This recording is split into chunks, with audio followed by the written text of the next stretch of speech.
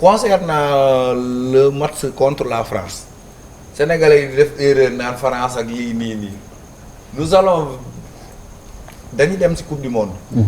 affronté wuñu France kese. Norvège si la bokk. Norvège si la bokk. Irak si la bokk ak ki ñu war a dajal 8e de finale ba quart de finale ba 16e de finale. suñu jëlee waree ko.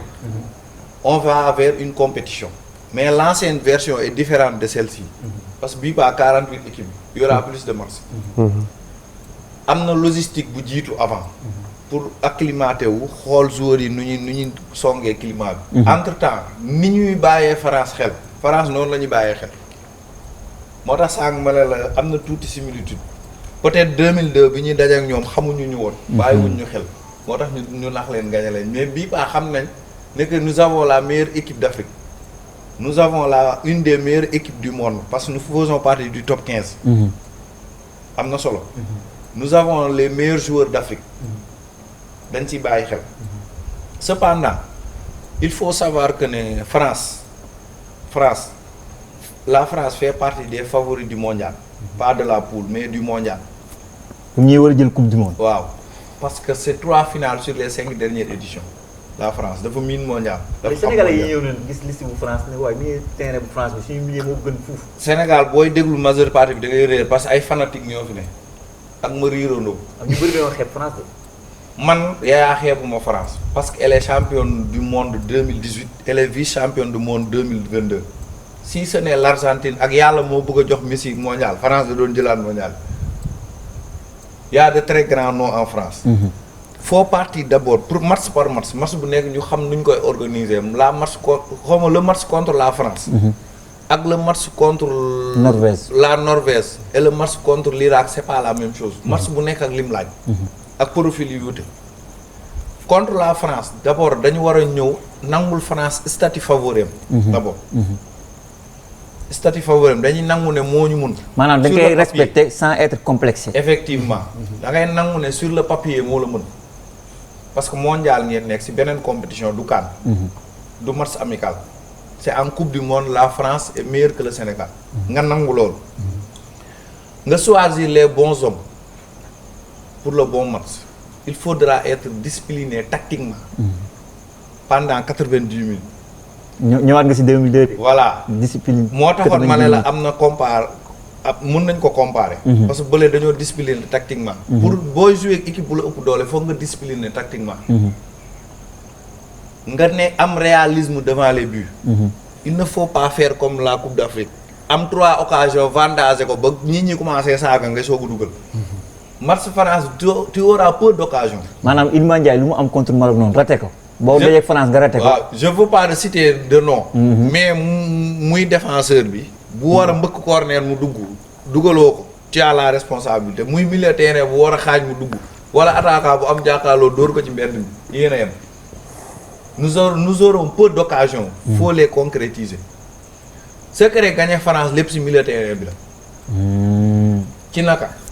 France ci compétition Deschamps connaissant Deschamps peut-être contre Sénégal peut-être dina am ay magu yeeg yooyu noonu. mais Deschamps ci logique am il joue avec un système 4-2-3-1.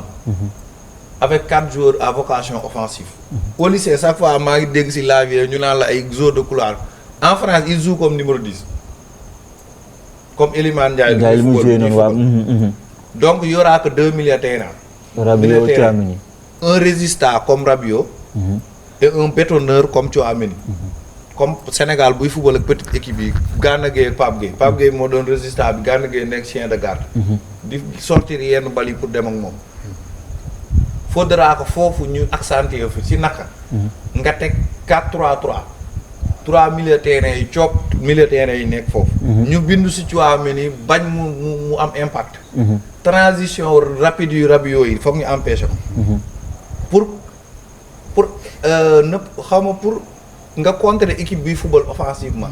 fu bal yi jógee ngay fat mais doo fat boo nee tag Mbappé ci digg surface bi mooy deene boo xoolee ba bal fekk ko foofu ci biir surface. benn accélération leen bàyyi leen.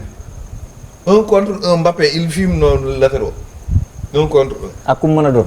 ambidextre la da nga am fu mu def. sa défenseur yi kay ngay wax moo tax ma doon revendiquer défenseur yu baax yi. waaw léegi nag pour ñu empêcher bal bi yegg si foofu. faut que ñu agacer leen ci jeu.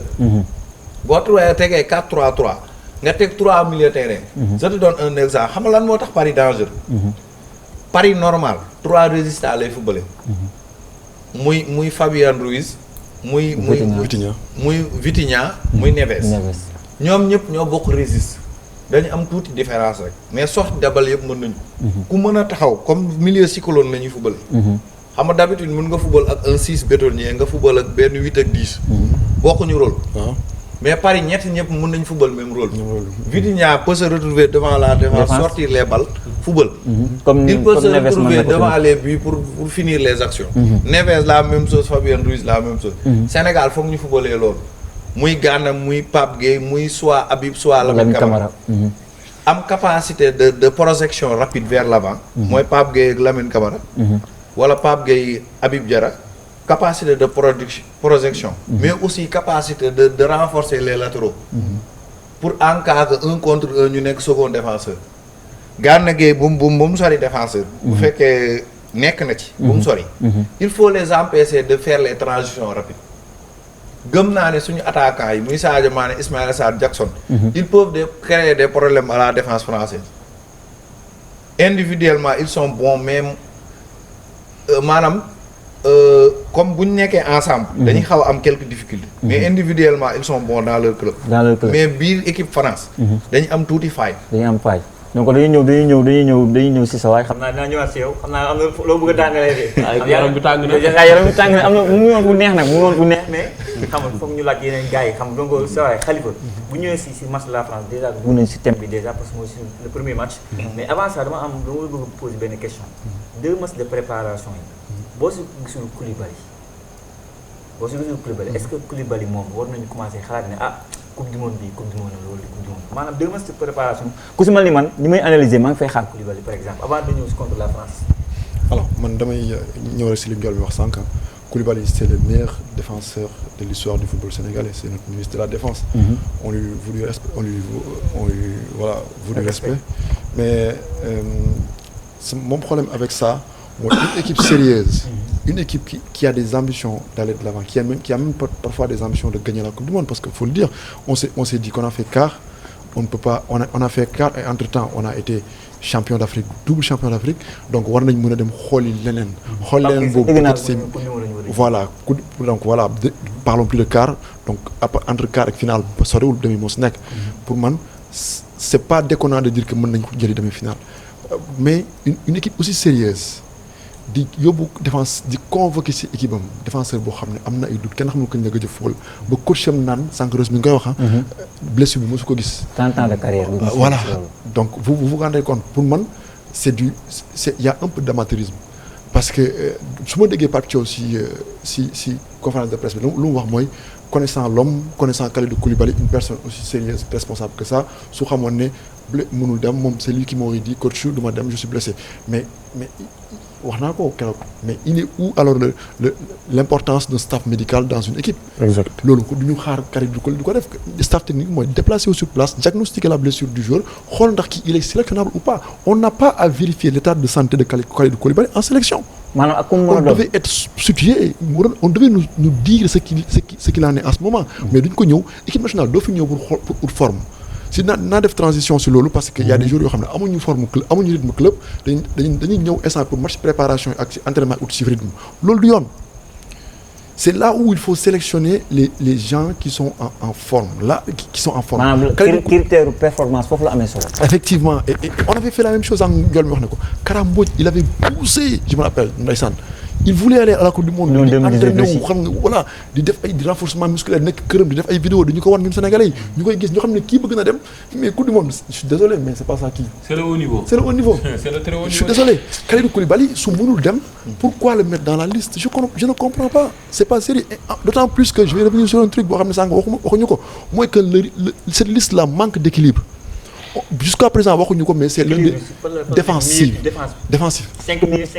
5 droitiers ak benn défenseur gauche 4 lañu yóbbu 4 défenseurs droits ak benn défenseur gauche sachant que tey jii su Niakhaté blesse si Niakhaté se blesse on sera obligé de jouer avec 2 défenseurs droits c'est moins grave que si tu joues avec 2 défenseurs gauche mais parfois dafay am problème équilibre dafay am problème se marcher dessus. par le passé en off man ak yow waxtaan nañ si le match contre Congo. contre Congo Kalidou Koulibaly et Abdoulaye Seck c'était catastrophique.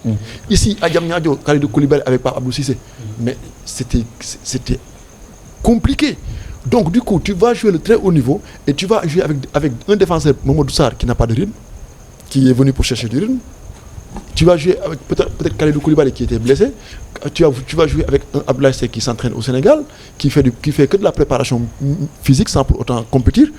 Et comment avec un Niakhaté qui potentiellement qui a joué toute la saison. mais Sénégalais yi di wax ne par exemple par le passé souvent da am benn exemple. buy ñëw sànq sax saa wax na si benn mais loolu gardien la. nekkoon na si banc Monaco. teew ko mu performant coupe du monde. un en plus mel ni bi mu nekkee leen sa coupe d'Afrique bi ñu jël noonu. si banc la daan toog performant Krépin Diatta ma premier exemple. mais la coupe du monde pour yow c'est différent. C'est différent et en ce moment football tollu football dafa yéegal rythme léegi football statistique le chiffre la c'est des machines presque gars yi. xam nga le football de 2002 je suis désolé n'est pas le football de 2026. Aujourd'hui on peut pas se permettre d'amener à la coupe du monde un gardien qui n'a pas compéti. Donc je suis désolé. Donc du coup, il faut vraiment qu'on fasse attention à ça. Aujourd'hui, on a besoin de jouer avec des joueurs qui sont compétitifs. Point final. Et celui défenseur de Sango wax na ko kenn compétitif aussi. Mais pour finir pour la France, le match contre la France, t'es confiant même par rapport ak liste bi xamante ni tiit nga. Pour yow c'est bon. Normalement, on peut faire l'exploit comme en 2002. Bah je passe. Je passe, je sais pas. Non, tu sais pas.